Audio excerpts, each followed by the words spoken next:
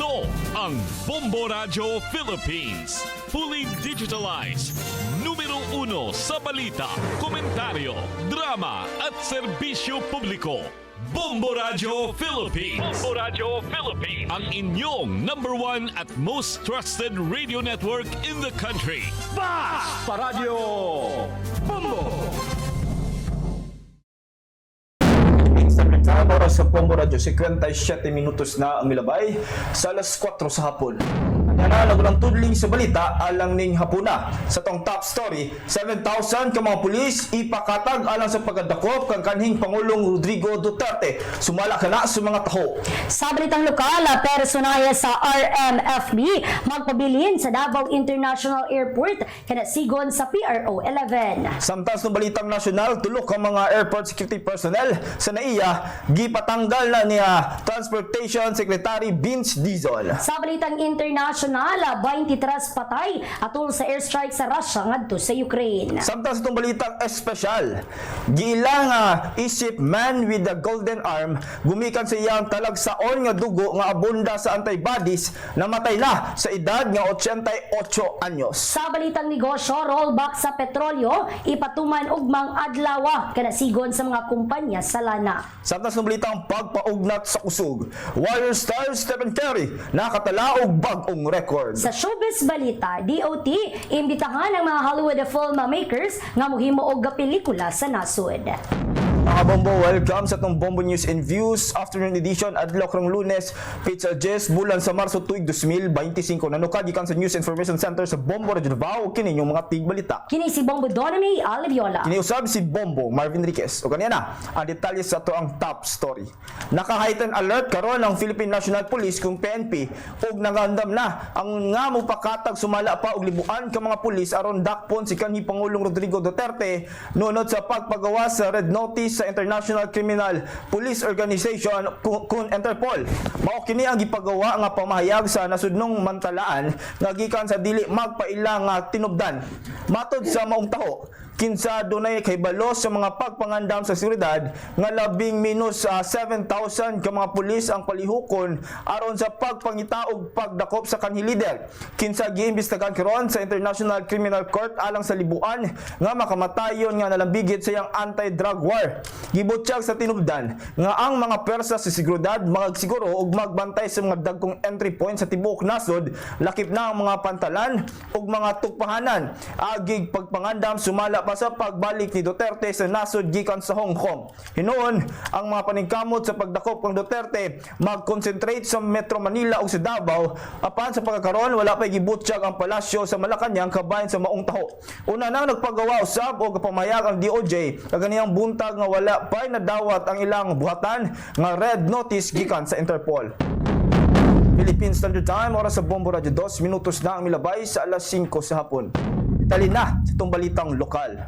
Gikumpirma sa Police Regional Office kung PRO 11 nga ang mga personahe sa Regional Mobile Force Battalion kon RMFB ang magpabilin nga ibutang sa Davao International Airport taliwala sa magiingong International Criminal Court kon ICC nga dunay warrant of arrest batok kang Pangulong Rodrigo Duterte. Sa pagkiginabi ngadto kang Police Major Catherine Dillary, ang tigpamaba sa PRO 11 nga dili pa kini makahatag og timeline kung hangtod kanu sa magpabilin ang makapulisan sa nasampit nga tugpahanan.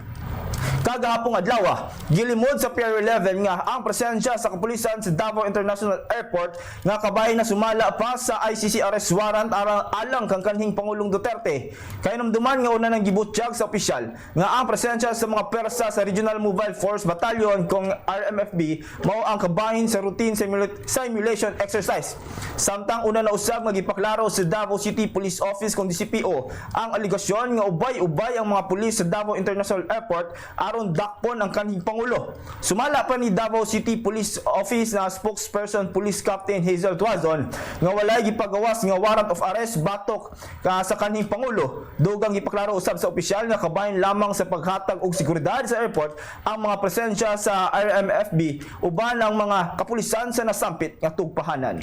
Mukabat sa kapino sa kamilyon ang nakumpiska nga mga ilegal nga droga atol sa gilusad nga drug bypass operation sa mga otoridad sulod sa usa ka semana na din sa dakbayan sa Davao. Subay sa report gikan sa mga otoridad nga anaa sa kinatibuk-an nga 32 ka mga operasyon ang gilusad sa managlaing kwerpo sa kapulisan nga miresulta sa pagkasikop sa 38 ka mga individual. Sa kinatibuk-an anaa sa 260.20 grams ang gimbog aton sa gituang Cebu nga nagkantidad og 1,769,360 pesos. Samtang adunay 3.32 grams sa pinauga nga daon sa marijuana nga nagkantidad og 398 pesos.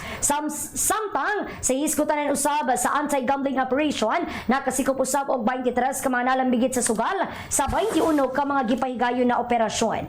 Nakumpiska sa nasampit nga operasyon ang 610 pesos nga beta money. Samtang 21 ka mga kaso na ang naduso batok sa maong mga dinakpan. Sa gipahigayon usab nga pagpanikop sa mga wanted persons, mukabat sa 54 ka mga operasyon ang nadakpan nga miresulta usab sa pagkasikop sa 54 ka mga individual, lakip na ang 20 ka most wanted persons ug 34 pa ka mga kaubanan. Sa 18 ka mga operasyon, gitumbok sa mga otoridad ang loose firearms nga nakasikop ang Davao City Police Office ug 7 ka mga individual ug pagkakumpiska sa 8 ka mga illegal nga armas.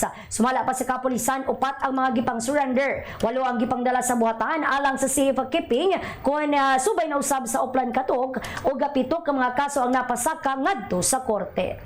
Balhog sa selda sa mga kapulisan ng duha ka mga individual nga mga suspitsado sa pagpanguligya og mga palusot nga sigarilyo atol sa gilusad nga operasyon. Subay sa report gikan sa kapulisan nga pasado alas 11 ang takna sa gabi, malampuson nga nasikop ang mga suspitsado nga naila nga sila Ino Ogray sa dakbayan sa Mati sa pagpanguna sa Davao Oriental Provincial Cyber Response Team ug ang Cyber Crime Investigation and Coordinating Center. Nasayran nga ginabaligya sa mga naisgutan ang mga sigarilyo pinaagi sa online nga transaction.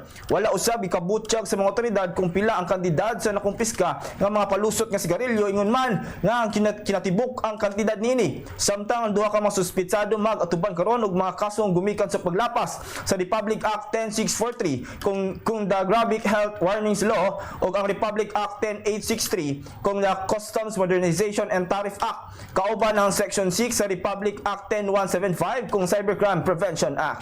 Nakakuha si Mary Jane A. Pagayon sa Davao City Durian sa athletics sa secondary girls sa 3,000 meters. Ang unang gold alang sa Davao Amita uban sa oras nga 10 minutes and 51.21. Kini ang unang bulawan nga medalya nga nakuha kaganiyang buntag atol sa pagsugod sa tinuig nga kompetisyon sa tibuok sa rehiyon nga gipahigayon sa Davao del Norte Sports and Tourism Complex.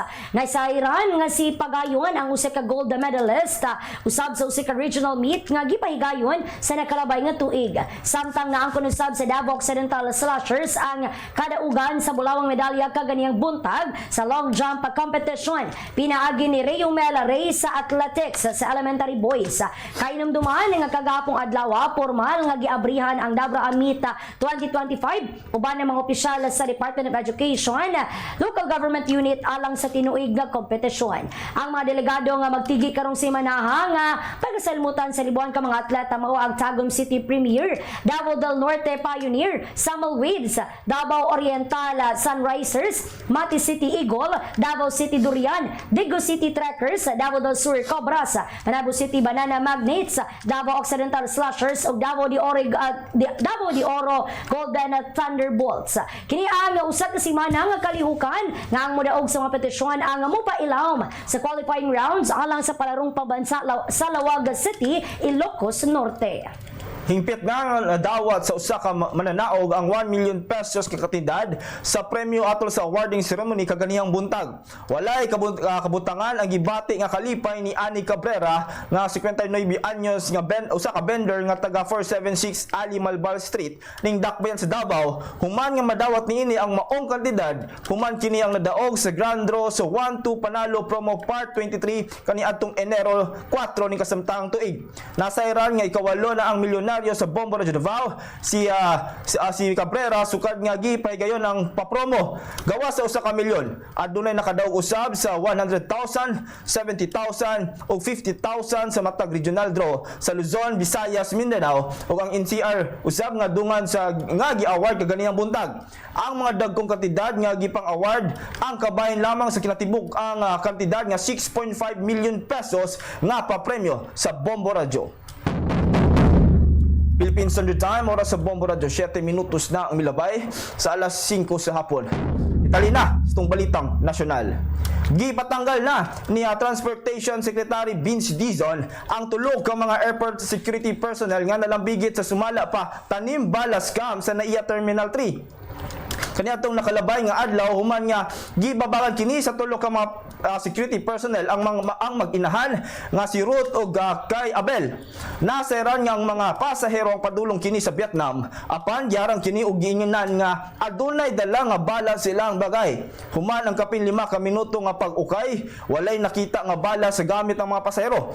Sumala pa kang Ruth. Tabangan kini sa DOTR aron nga makadugso og kaso batok sa mga airport security personnel. Samtang gipasalig usab ni Office of the Transportation Security Undersecretary Arthur Bisnar nga dili kinahanglan nga mabalaka ang publiko gumikan wala na sumala pay nahitabo nga tanim bala. Ni pasalig ang Malacañang sa kaandam sa pakigalayon sa International Criminal Police Organization kung na Interpol sa pagpatumad kung ugaling muluwat na ang International Criminal Court kon ICC o gawaran do pares batok ka nga kaning presidente Rodrigo Duterte. Kini maoy gipay balo ni Palace Press Officer Attorney Claire Castro human ni gawas ang balita nga niluwat og gawaran do pares ang ICC batok kang Duterte. Matud pa ni Castro base sa una na nga pamahayagan nila Executive Secretary Lucas Bersamin o Justice Secretary Jesus Crispin Remulla anda mutuman ang gobyerno kung mangayo og tabang ang Interpol aron na mapatuman ang pagdakop sa kani presidente. Si Presidential Communications Office kan PCO Acting Secretary J. Ruiz ang nagkaniyon nga andam ang gobyerno sa bisan unsa nga mahitabo ko na ma-serve ang warrant of arrest batok kang Duterte kansa nga gipasanginlan sa crimes against humanity sa ICC tungod sa iyang gubat batok sa illegal nga droga. Samtang giangko ni Duterte kaniadtong Domingo ingon man kagapong adlaw nga nakadungog usab matud pa kini nga adunay warrant of arrest ang ICC batok kaniya nga dugay na niyang gipaabot. Gipaybalon ni Duterte nga gihimo lamang niya ang iyang makaya aron malinawon ang kinabuhi sa mga Pilipino.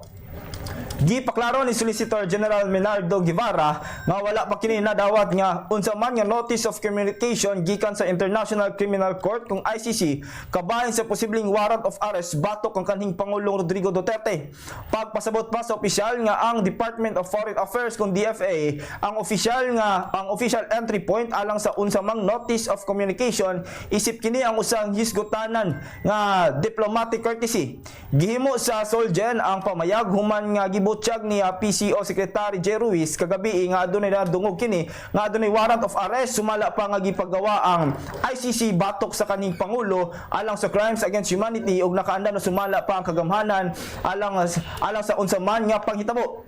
Samtang una nang gibutyag sa Palace Press Officer Claire Castro nga bisan og gipasalig sa kagamhanan ang maong kooperasyon sa posibleng pagdakop sa kaning pangulo gipaklaro niini nga ang posisyon ni Pangulong Ferdinand Marcos Jr. nga walay jurisdiction sa Philippine ang ICC gumikan mikalas na ang nasod sa international body kaniadto pang 2019. Mupatuman og mas estrikto nga safety nets ang Presidential Anti-Organized Crime Commission kun PAOK human na maigo ang mga target sa coordinated raid sa usa ka building sa Dakbayan sa Makati nga gikaingong nalambigit sa scam activities sa Philippine Offshore Gaming Operators kun POGO. Ginudahan nga na-detect ang maong raid kay walay nakitang ebidensya ang mga otoridad sa lugar. Base sa nahipos nga entry record sa mga empleyado, pasado alas 4 sa hapon ang katapusang paglusad sa maong edipesyo. Apan, diyang gironda sa PAOK ang maong edipesyo, mga alas 6 sa gabi wala na sila'y nakitang mga empleyado. Sumala pa ni PAOK Executive Director Gilbert Cruz, dili malikayan ang adunay mga whistleblower sa dili pang ilang sunod nga raid. Apan, gipasalig sa opisyal nga mag-amping sila sa ilang sunod nga operasyon. Dugang nini, nagpadayon ang diskusyon kung maapil ang tag-iya sa edipesyo sa posibleng kaso nga administrative o criminal sanction. Dugang pa nini Dugang pa kini sa closure order nga gipahamtang sa Makati Business Permit and Licensing Office sa maong pasilidad. Philippine Standard Time, oras sa Bombo Radio, 11 minutos na ang milabay sa alas 5 sa hapon. Detalye na sa itong balitang international. Patay ang anaa sa 23 ka mga tao human ang gihimong airstrike sa Russia sa Ukraine. Gibutyag kini ni Ukraine President Volodymyr Zelensky nga sa syudad lamang sa Dobropilya nga adunay 11 ka mga tawo ang namatay ug kapin sa 50 ang samdan. Sa karon ginasuta pa niini kung pila ang nahimong kinatibukan nga damyo sa gadaghanon sa mga building nga nadaot. Nahitabo ang insidente human nga gipahunong sa US ang military aid o intelligence sharing sa Ukraine aron nga musugot ang Ukraine nga makigsabot sa Russia. Nakabato na og improvements ang kahimtang sa panglawas si Pope Francis. Sumala sa Vatican, nagpadayon na iyang therapy ingon man ang respiratory o motor physiotherapy. Kagahapong adlaw misunod kini sa spiritual exercises sa Roman Korea pinaagi sa video link gikan sa Gemelli Hospital. Personal usab kini nga gibisita ni Cardinal Secretary of State Pietro Parolin ug si Archbishop Edgar Penapara ang substitute for the secretariat. Mitamong usab ang 88 anyos ni Santo Papa sa misa nga gipahigayon sa chapel sa nasampit nga ospital. Misunod daw usab kini sa diet nga girekomenda sa mga doktor kalakip na ang solid foods. Bisan og ni maayo na ang kahimtang sa panglawas sa Santo Papa, nagpabilin paghihapon nga nakabantay ang mga doktor niini. Nagpadayon usab ang nahitabo nga vigil sa Vatican, ingon man ang pagbisita sa mga magtutuo at ubangan sa ospital nga nagdala sila og mga pongpong sa buwak alang sa paspas nga pagkaayo sa Santo Papa. Philippine Standard Time, oras sa Bombo Radio, 13 minutos na ang milabay sa alas 5 sa hapon. Detalye na sa itong balitang espesyal. Usa ka Australiano nga gila isip man with the golden arm. Bumikan sa iyang talagsaon nga dugo nga abunda sumala pa sa antibodies nga nakatabang na kini sa pagprotekta sa 2.4 million ka mga bata. Ang mipano na kini sa edad nga 88 anyos. Sumala sa Australian Red Cross, ang organization Lifeblood, si James Harrison ang nagdonate og dugo nga 1,173 kahigayon sulod sa 64 katuig. Ang plasma ni Harrison ang gilangkuban sa usa ka talagsaon nga antibody nga ginatawag nga anti-B nga ginagamit sumala pa aron makahimo og mga injection nga mupugong sa hemolytic disease nga bag-ong natawo nga mga bata. Kini nasakit ang naitabo kung ginatake sa immune system ang usa ka buntis nga ang red blood cell sa iyang bata.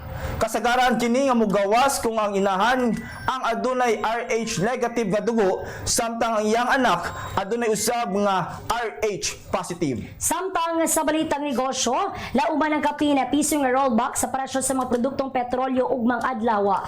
Sumala sa mga kumpanya sa lana, posible nga makunhuran og 90 centavos hangtod sa 1 peso and 10 centavos sa matag litro sa diesel. Sa gasolina usab, posibleng makunhuran ang anaa sa 1 peso and 50 centavos hangtod sa 1 peso and 70 centavos ang matag litro. Una na usab nga gibutyag sa Department of Energy nga anaa sa 1 peso and 50 centavos hangtod sa 1 peso and 70 centavos usab ang posibleng makunhod sa presyo sa kerosene. Kung nga diin kalakip sa mga hinungdan sa pag-ubos ang presyo mao ang pagdagan sa oil stockpile sa EU. Plano sa OPEC Plus nga dungagan ang produksyon sa bulan sa Abril ug mga taripa sa US, Canada, China ug Mexico nga nagpasamo sa tensyon sa kalibutan sa nga pagnegosyo. Bili sa piso batok sa langyaw nga salapi. US dollar 57 pesos and 20 centavos. Hong Kong dollar 7 pesos and 36 centavos. Singaporean dollar 42 pesos and 95 centavos. Saudi Arabia rial 15 pesos and 26 centavos. Samtang sa to ang euro 61 pesos and 73 centavos. Philippine Standard Time, oras sa Bombo Radio, 16 minutos na ang milabay sa alas 5 sa hapon. Detalye na sa itong pagpaugnat sa kusog. Nakatala og bag-ong record sa NBA si Golden State Warriors star Stephen Curry. Gila kini nga ika-26 nga magdudula nga nakatala og 25,000 nga puntos. Nakuha niini ang record sa kadaugan kontra sa Detroit Pistons. Lagmit nga nanganap sa si Los Angeles Lakers legend Jerry West nga adunay sumala pang 25,192 ka puntos. Si Kerry usab karon ang usa sa mga 5 ka players nga aktibo pa nga adunay gikuptan nga record.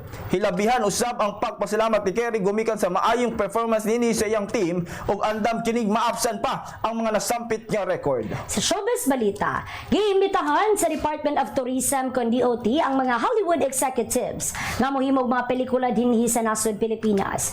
Gibutyag ni Tourism Secretary Cristina Frasco nga daghan ang mga maanindot nga talan-awon og mga local talents nga magustuhan sa mga filmmakers gikan sa ubang nasod. Adunay katakos nga makaistorya og English ang mga Pilipino. Hinungdan nga dili na malista ng mga international filmmakers. Adunay pipila ka mga insentibo usab nga maangkon ng mga filmmakers sama sa pagbaton og barato nga palitunon sa nasod ingon man ang trabaho. Philippine Standard Time, oras sa Bombo Radio 17 minutos na ang milabay sa alas 5 sa hapon. Atong balikan ang nagunang tudling sa balita alang ning hapuna sa itong top story. 7,000 ka mga pulis ipakatag alang sa pagdakop kang kanhing Pangulong Rodrigo Duterte kana sumala sa mga report. Sa balitang lokal, personay sa RMFB magpabilin sa Davao International Airport kana sigon sa PRO 11. Samtang sa balitang nasyonal, tulok ang mga airport security personnel sa NAIA gipatanggal na ni Transportation Secretary Vince Dizon. Sa balitang international, 23 patay sa airstrike sa Russia sa Ukraine. Samtang sa balitang espesyal, gila isip man with the golden arm gumikan sa iyang talagsaon nga dugo nga bunda sa antibodies namatay na sa edad nga 88 anyos. Sa balitang negosyo, rollback sa petrolyo ipatuman ugmang adlaw. Samtang sa balitang pagpaugnat sa usog, Warrior star Stephen Curry nakatalaog bag-ong record. Sa showbiz balita, DOT imbitahan ang mga Hollywood filmmakers nga mohimo og pelikula sa nasod. Bombo mao itong naglangkob sa itong Bombo News and Views afternoon edition adlaw karong Lunes pizza Jess bulan sa Marso tuig 2025 nanuka gikan sa News Information Center sa Bombo Radio Davao kini inyong mga tigbalita. Kini si Bombo Donomy Alviola. Kini usab si Bombo Marvin Riquez. Alang sa number 1 and most trusted radio network in the country, Bombo Radio Philippines, Basta Radio. Bombo!